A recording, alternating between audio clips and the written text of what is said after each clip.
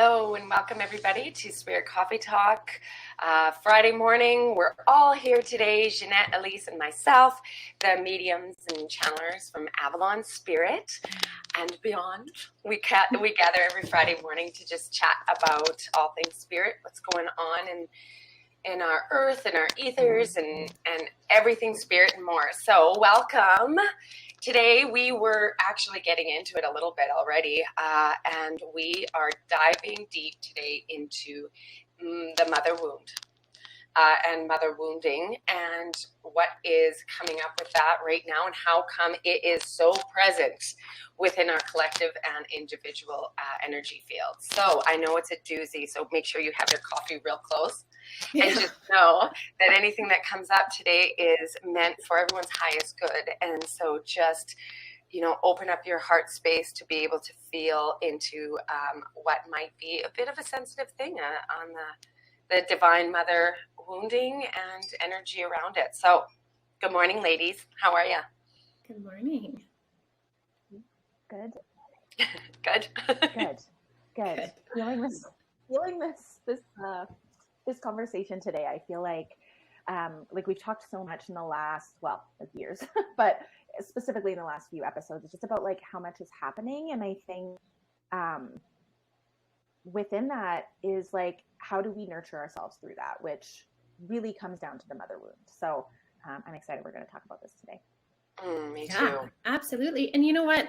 I'm even excited for us to we can go through our own mother wound, whether we are a mother at this time or we're in a position of mothering others, also stepping back to our mother, our actual mother, but then taking it all the way back to the Divine Mother, Mother Mary, and even further back to Anna, the grandmother of Jesus, right? We want to go way back into the rooting of that energy of the divine feminine, the mother, and the nurturing, and bring it then all the way back to where we are today. So I'm so excited to dive in to this goodness. So what have you guys noticed, first of all, coming up kind of in the collective with clients within the energies the last while pertaining to the mother?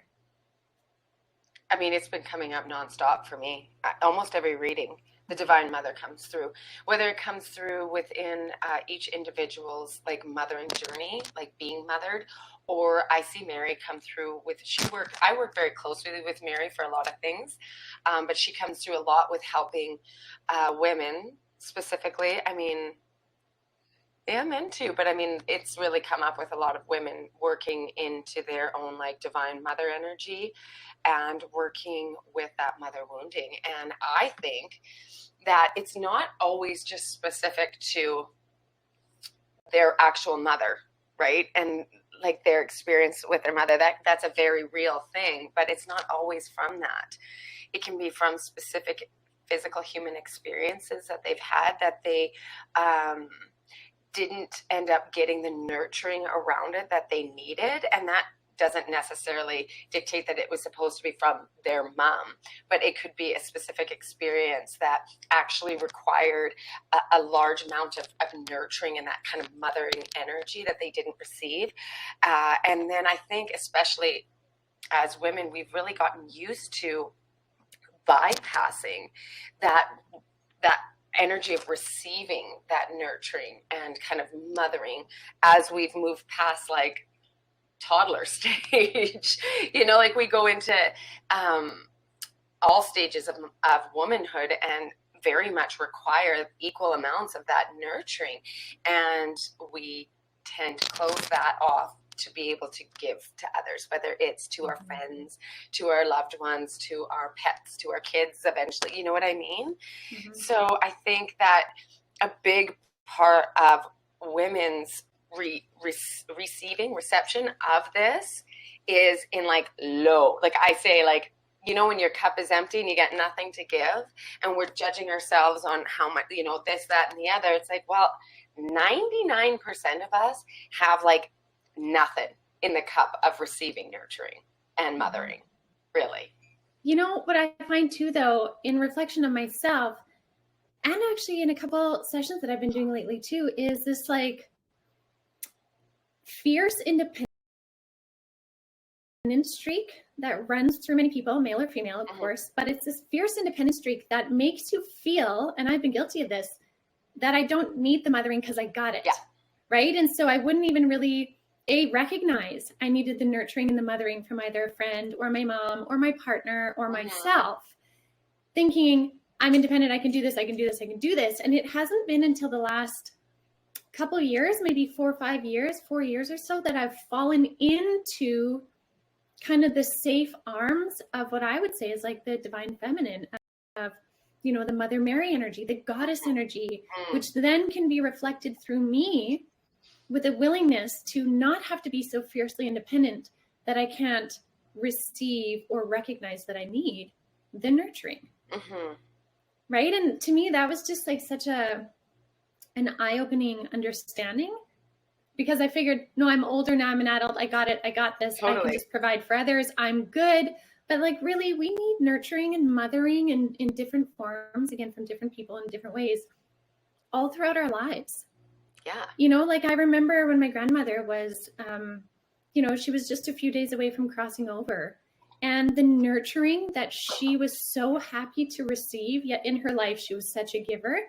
But essentially the mothering that she received so beautifully from her daughters, even from myself, and just holding her hand, like you could tell she was receiving the mothering, right? And it was a beautiful thing. So and beautiful. So I don't think we ever stop needing it. I think there's this beautiful balance of give and take, but we have to also really recognize when we need to receive. Yeah. And I actually think that it's not as easy as people might think. Like, you could even on a surface level say, I don't need mothering right now, right? Yeah. But that's because we're so used to not having it, right? Like, and I mean, from my personal experience, as of late, I've actually been like, I really need it. And so I'll like be like super vulnerable and say like, I feel like I need to be nurtured right now. Like, I really need to be nurtured. And like my loved ones will be like, okay, like what the hell do we do? They're there. Okay. But that's okay, because nobody's really taught them. And I think that's because the mothering wound essentially runs so deep into each and every one of us that we don't know truly what you actually need or what to do when somebody asks for it, if they're not an infant or little child. You know what I mean? It's like, what do you want to rock you? Like, you know what I find really cool though, is I've noticed with the generations younger, and there are some, I mean, of course there are some in our generation too and above, but that are cognizant enough to ask for it. Like my son, for example, who, you know, he's very tapped in, although he sees the world as very 3D right now, and it's beautiful and lovely. Yeah. But he'll have these moments where he'll say, Mom, I'm really emotional right now. Can you just please give me a hug? I just need to like feel you around me. And I'm like, holy smokes, does this guy ever know how to actually ask for it? Yeah. Right? Which is something that taught me that I can also ask for it from learning from him.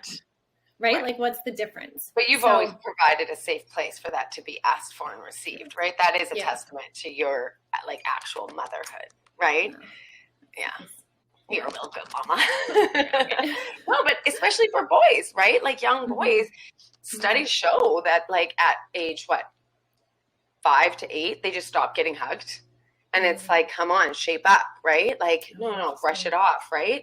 And so then it becomes very difficult then for a lot of males to be able to be like, okay, well, now I'm being asked to nurture my partner. And like I don't know, I'll go do stuff, right? And this is a very general statement. I know there's a lot of men who are very good nurturers, but like, I think generally speaking, in generations past, men stopped getting hugged and really nurtured way earlier than women. And then women are asked way younger to turn it around and nurture others, whether it's siblings, you know, friend. It's like they're asked, come on, how about give, you know, like be that giver before men are, or ever. Right. And so it's kind of like this switch that happens. And instead of like the natural progression of nurturing throughout all stages, like we talked about. But, you know, society has a lot to do with that. Yeah. Yeah. So what have you noticed, Elyse? What's been going on for you? Yeah, lots. So lots of the same conversations in readings, in coaching. And I'm really noticing in readings, I've been pulling some specific cards that I've pulled out and we can chat about, but also through coaching, a lot of conversations, specifically with females or the feminine, realizing how into their masculine energy they are and how challenging it is to actually, like you were saying, Lisa, step into receiving nurturing to a point where sometimes we almost self-sabotage ourselves to to block it, right?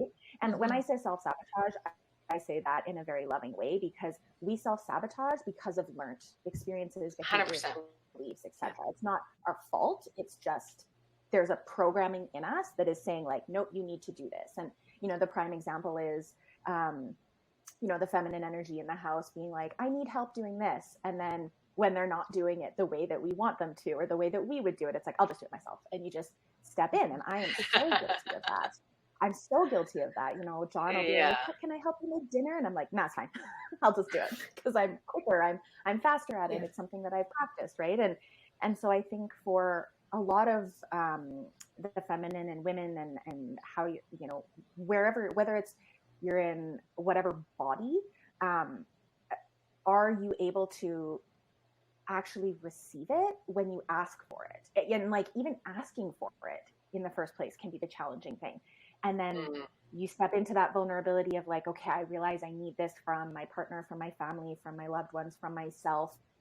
Can we actually drop into then the receiving of it? And I think that totally asking is one thing, but receiving is the other. Totally. Mm-hmm. Yeah. And like you guys were talking about these things, and I love when we can have conversations as above, so below, science and spirituality, because we're talking about it from a very like energetic feminine energy perspective. On the flip side of that though, like when you look at the development of babies, whether you're like whatever body you're in, whatever way you resonate, we attune to our mother's frequency from birth within their womb space, but we also, our DNA, our cells exist in our grandmothers. So the experience that your grandmother has, that your mother has, and then that you have in those first handful of years outside of the womb, if you're, for example, for me, my poor mother, I had colic. I joke that's why I'm an only child, because she's like, I'm never doing that again. And she had to go back to work, right? That was in a time where you had 3 months for mat leave, and I screamed all night long. And that poor woman, she couldn't make it stop. She couldn't attune to me. She couldn't, for whatever reason that was happening, whatever reason I had that colic, she couldn't fix it or help me to soothe. And so my grandmothers stepped in. Both of my grandmothers were both not working at that time. And so they would come over and spend time with me. They would come over and hold me while my mom tried to get some sleep so that she could get up and go to work the next day before dropping me off at day home, where I was probably like a lovely little joy, but at night, just a terror. And, I often think about that in how that shows up in my life, and how many ways as I grew up, as I became, a teenager and then an adult, that I become fiercely independent, because for me, a lot of my self-soothing had to happen by myself, because for whatever reason, there wasn't an ability to attune, and that's nobody's fault. It is what it is, right? For whatever reason, I cried and I had colic and all these things. And so I see that in myself from a very like psychological perspective that I have to work through. And I see it in the way that I have a hard time accepting support, and I have a hard time asking for it, because I'm like, nah, I got it. And that manifested through relationships, through family experiences, through friendships, throughout my entire life. And it wasn't until my dad died that I realized I don't ask for space, I only give it. And that's not to say I was never supported. I don't mean that. But within my own energy, I realized that I was very open to giving and holding space for other people, but not really willing to receive it for myself. And that was a really confronting thing. And so when we think about it from like a psychological perspective or an energetic perspective, it's all the same thing, right? Even when I think about some of the past lives that I know about, a lot of the same things I experienced in those lives. So all to say, it's like when we're having these conversations and, you know, the mother wound is something that's talked about so much, I think looking at it from all different angles, because it's not just what's happened in this life. It's not just the energy of the world and what's coming up for you right now and the energetics of your spirit and your experience. And it's not just past lives. It's this whole broad experience that we've signed up for in some way, shape, or form that allows us to grow and evolve and heal and grow consciously, right? And this is all happening, like we were talking about, in like a world where it's a tower moment. Things feel like they're falling apart right now. And what do we do? What can we do? We can nurture ourselves. So I just think it's so interesting that it's like, it's all just coming so full circle in so many different ways. And I love that. And what were the cards that you pulled? Yeah. So one of the cards that keeps coming up is the Star Mother. Here we go. I think that's backwards, but very Mary vibe. And this card is from the Work Your Light deck. And it's been coming up in pulls for myself. It's been coming up in pulls for some of my clients. And it's basically like, how can you mother yourself? How can you hold space, nurture, figure out ways to meet your own needs, and through that, the needs of others? Because it's the age-old saying, like, you can't pour from an empty cup. And yet we try to so often. And then the other one that this deck has that has been coming up a lot, that I know, Ginette, you have a little bit more knowledge about it, but I haven't heard too much about this, is Anna, Grandmother of Jesus. And in this deck, it talks a lot about laying foundations and the divine plan, which I think, again, going back to what I was just saying and what we've been talking about this week and in weeks past, is like, we're resetting the foundations of how we experience life on this planet. And that's tough, but it is part of a divine plan. And how can we connect into that mother energy? So I'm curious what you ladies think, know about those cards, about all of it.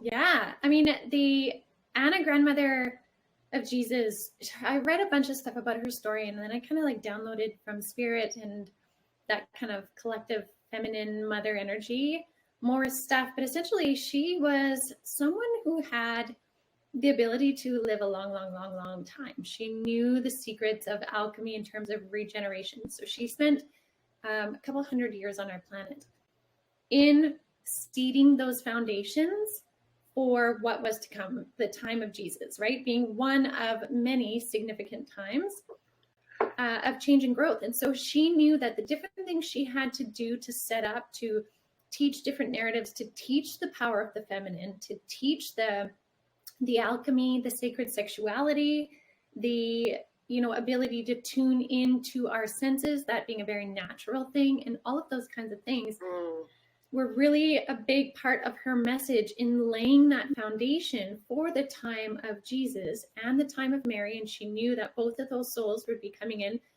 as well as many other supporting roles in that time. She knew all of that. And that's why she was here for a couple hundred years prior to set up foundations for that. And she brought in a lot of energies from the time of Isis, Hathor, right? Like those real divine feminine energies that were really the offshoots of the Holy Sophia, which is that feminine mother aspect of God, source, creator, right? So that's kind of like a really gentle lineage of how it's come to essentially where we are now, where we as a collective of light workers, of divine feminine, of mothers, sisters, fathers, brothers, any, like the feminine within all of us is now being asked on a collective level to awaken, to embody in the seeding of these foundational layers that we're doing right now, which is again, creating a space for heightened consciousness on our planet, for yet another turnover of consciousness, which needs to have a balance of the feminine and the masculine. It needs to heal those masculine wounds, which is what has been happening for the last several years. But it also needs to heal the feminine wounds so that it has space to birth new creations. If you can't hold a baby in a burdened, scarred womb, right? The body will reject it. We can't hold a birthing of a new age in a wounded feminine. So going back to that mother wound in the womb space, which is where we all have an energetic womb space in our sacral chakra, whether we have a physical womb or not, we're going into those frequencies to mend them and heal them, to then create this beautiful foundation, which we are in the midst of doing. And that's the beautiful part. Like we're in it, we are doing. And the more that we step into exploring what this nurturing aspect is, where there might be wounding in this life or past lives or just in the collective, we can then go in and heal it and change it and transmute it and then become greater creators in all the things that we do, right? So I love how there's a beautiful lineage of energy that runs through to this specific point in time right now. Yeah. I love that. That's really well put. One thing I find, go ahead. Oh, sorry. I was just going to say one thing that was coming up for me as you were talking about this, and we did talk a little bit about this before we started recording, but this idea that like sometimes we have this desire to resist or not go into that which feels uncomfortable, and oftentimes the mother wound does feel very uncomfortable because it's something that tends to, I mean, it all lives within us, but I think from a nurturing perspective, masculine or feminine, your mother, the person that births you, is the primary source of how you start to learn and see the world from a very young age. And so there can be such a resistance in that. And Ginette, I know we were talking about resistance and how we're kind of at a push point of that within the world. And I think it's just so interesting that we sometimes resist. There's a real focus on the masculine, right? All of the things that are wrong in the world, masculine, toxic masculinity.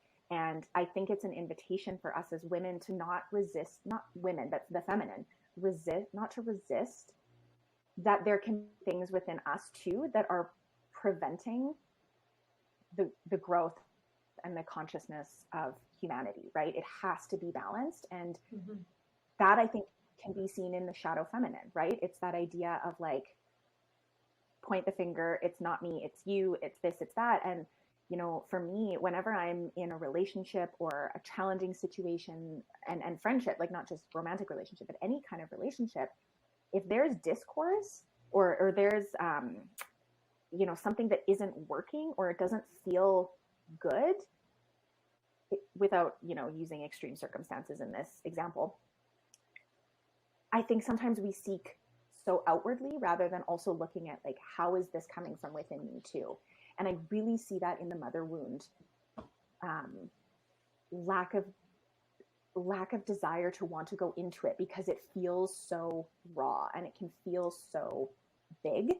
And that can be scary and that can be really uncomfortable. But the more we resist it, the more it grows. And so it becomes this like cyclical thing that can make it harder and harder and harder for us to move through and heal. So all to say, if you notice this within yourself, step one is to like, how can I nurture myself, right? Kind of like coming full circle. How can I nurture myself in this moment of resistance towards not wanting to go into my mother wound, right? It's like a unagi, like, you know, matrixy kind of thing. How can I hold myself in that experience while also going a little bit deeper into it and seeing what I can heal and move through without just resisting it? Because the more we resist, the more it's going to persist.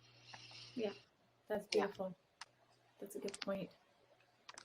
One of the things I'd like to go right off of that is I feel like when I'm working with women specifically about this, you know, it's for me to say, you know, it's time to go into this nurturing energy and for you to be able to now mother yourself the way that you needed, right? Or how to nurture yourself. I think that's a really big kind of thing to take on, because I know from my experience and almost everybody that I do know is that in the time period in which we were raised was very masculine.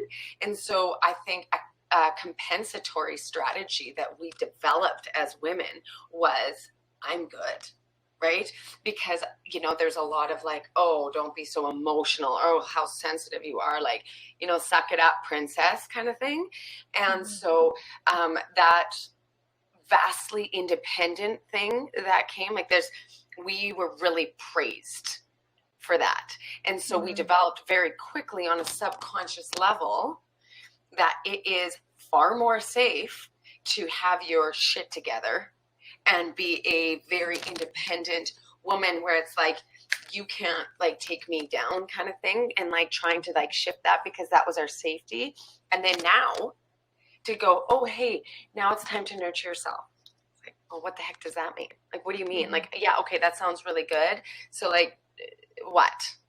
You know, it's almost like you have to go back in time and rewire that wounding to be able to go and have a conversation with that 14-year-old girl that just got her period and needs to be told that this is an absolute beautiful stage in your life to develop into this amazing creative energy. This womb space is the gift. Like, this is the gift that nobody talks about, right? That conversation that like not very many of us had. And that's fine, because our mothers didn't have it either. Like, it was all shame, shame, shame, right? And so sometimes it's just little specific things like that to go back and like, we all like have different relationships with our mothers, and my mother was fabulous and I'm super close with her, but like there's always parts of ourselves that we can go back and like, to no fault of theirs, because that's what they knew at the time, that we needed more mothering. And instead of necessarily turning it and being like, how come you didn't give that to me? What we really need, the only person that knows truly what we needed at that time is us. So we have that gift to go back to those timelines, those pieces in our life where we're like, yeah, you know what? I really did need a big old hug, and to be like, you shine your feminine self. You don't put that mask on and be the cool chick, or whatever the hell our stuff was, right? Or that little girl that just needed to be held and not punished because she wasn't this, that, or the other. Like, those compensatory strategies get developed very strongly. And you know what? We have a huge generation of very strong, independent, amazing women. But the gift of that true sacred femininity, that's the like secret ingredient. It's just, we have to go back and let her be seen and praise her for being woman, right? For being feminine, for being that intuitive self, that divine feminine that's within us. And that's what we're talking about when we go into the nurturing aspect of self, to like help heal those womb spaces, quote unquote, because it's an energetic space, right? And so when we talk about, let's go back and start healing that mothering wound, that's what I'm talking about. There's actually things that we can do to start to rewire our belief system into what receiving in a feminine way looks like and feels like. Absolutely. Yeah. Absolutely. And you know, to take that even one step further, for some people that don't know where to start, even just starting with grounding your energy into Mother Earth. The earth that we live on, the planet that we are on, has this beautiful sentient being energy, and it is very divine feminine in its power. And it's interesting because I pulled some cards before asking, you know, what messages should we connect into? And it was exactly that, of connecting into Gaia and connecting into the root chakra. And so I just want to share these cards with you guys. Yay. Because first of all, this one, hard to see, connecting into Gaia, spending time with that mother energy of Gaia can be a place to start. If you can't even get into your histories, or even the farther histories, you just don't even know what's what, ground your energy first into one of the most primal divine feminine energies, which is literally our planet. And the way that you do that is through your root chakra, right? So even sitting by a tree on the ground connects your root chakra closest to the energy of Gaia. So it was beautiful that these two cards came out and are really like a place to start, or a place to recalibrate, or a place to, you know, cool off, or take a break, or dive in, like whatever you want.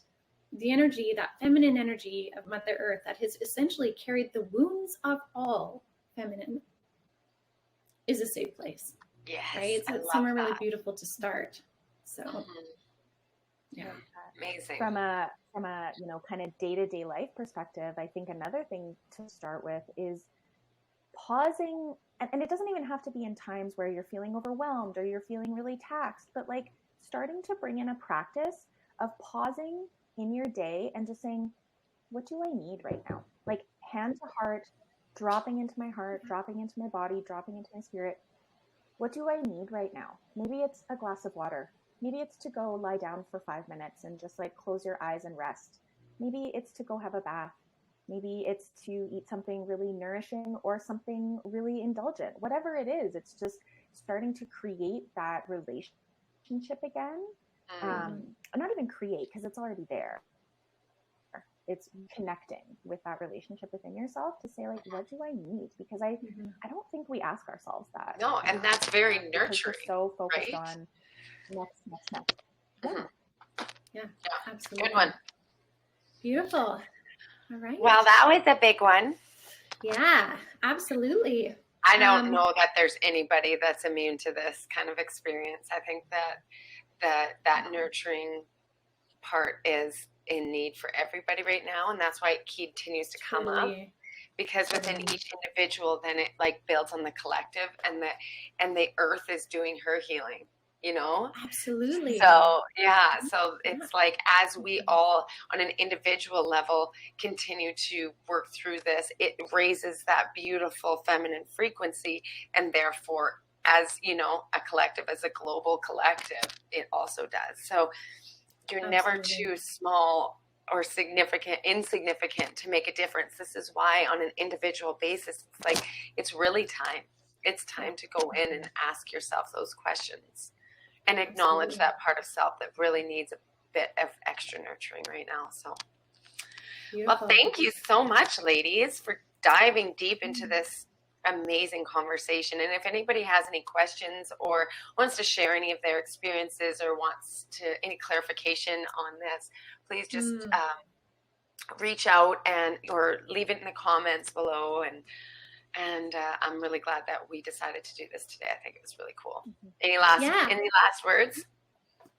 I do want to say that if you guys were intrigued at all by these cards and the imagery and the insights, we have a new Awakening Avalon Oracle deck available at avalonspirit.com. I'm so excited by this deck. They were downloaded with my guides. This is all divine inspiration in here. So if you're looking for something to help connect you in, Oracle cards are a beautiful way to do that. Truly, we use them all the time. Also tarot.